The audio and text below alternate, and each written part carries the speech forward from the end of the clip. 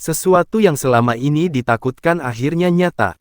Kita semua diminta berhati-hati dan selalu waspada, semenjak vonis mati terhadap Ferdy Sambo itu, ucap Mahfud M.D. Tercium dan terdengar bahkan sudah mulai bermunculan komplotan bawah tanah ucapnya. Apa itu pasukan bawah tanah? Tapi sebelum kita bahas tuntas berita ini, mari kita berbuat kebaikan untuk orang tua kita. Dengan cara bersedekah amalan tanpa modal. Subscribe channel kami. Elon Jeffrey adalah salah satu bentuk kebaikan bersedekah. Semoga orang tua kita semua masuk ke dalam surga tanpa hisab, amin. Dan ini dia berita lengkapnya.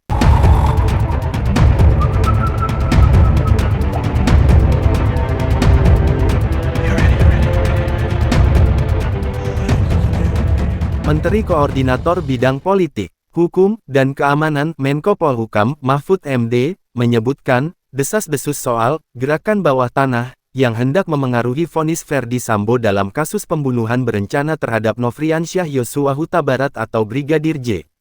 Ferdy Sambo divonis maksimal oleh Majelis Hakim Pengadilan Negeri Jakarta Selatan (PN) Jaksel berupa hukuman mati. Ya hakimnya mandiri, gerakan bawah tanah tidak berhasil, kata Mahfud dalam program Satu Meja The Forum Kompas TV dikutip pada Senin tanggal 20 Februari tahun 2023. Meski demikian, publik diminta tetap waspada. Sebab, ada kemungkinan, gerakan bawah tanah, itu berlanjut di tingkat banding. Bukan tidak mungkin ada pihak yang berupaya memengaruhi hakim di pengadilan tinggi supaya menerima banding yang diajukan Ferdy Sambo dan kawan-kawan. Ya bisa saja ada gerakan bawah tanah di tingkat banding, ujar Mahfud. Mengantisipasi hal tersebut, Mahfud mengajak masyarakat terus mengawal perkembangan kasus Ferdy Sambo dan terdakwa lainnya. Apalagi, di tingkat banding tidak jarang hakim memotong masa hukuman para terdakwa. Kadang kala kita dibuat terkejut. Seringkali putusan begini di pengadilan sudah oke, tiba-tiba disunat di pengadilan tinggi, disunat lagi di Mahkamah Agung.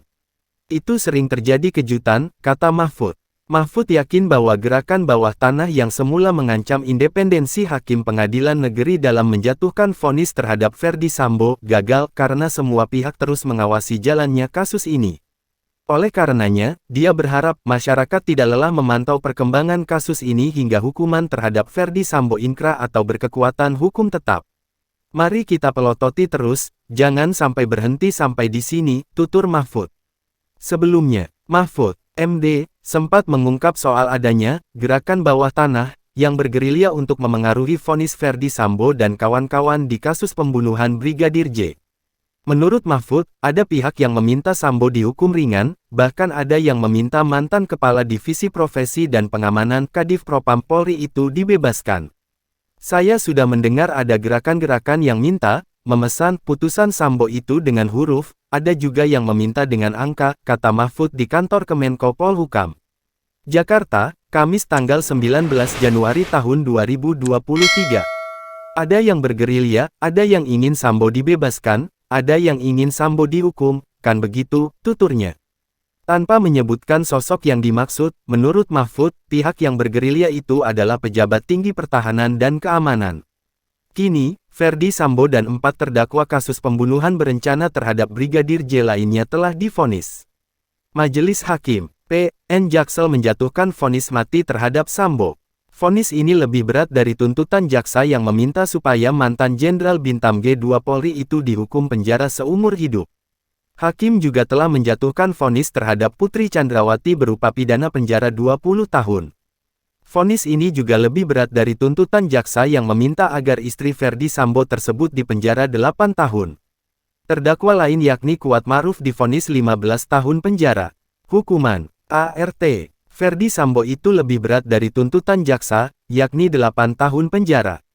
Kemudian, vonis 13 tahun pidana penjara dijatuhkan terhadap Ricky Rizal. Sebelumnya, jaksa meminta hakim menjatuhkan hukuman 8 tahun penjara terhadap mantan ajudan Ferdy Sambo tersebut. Sementara, vonis ringan dijatuhkan terhadap Richard Eliezer atau Baradae. Hakim memutuskan menghukum Richard pidana penjara 1 tahun 6 bulan, jauh di bawah tuntutan jaksa yakni pidana penjara 12 tahun.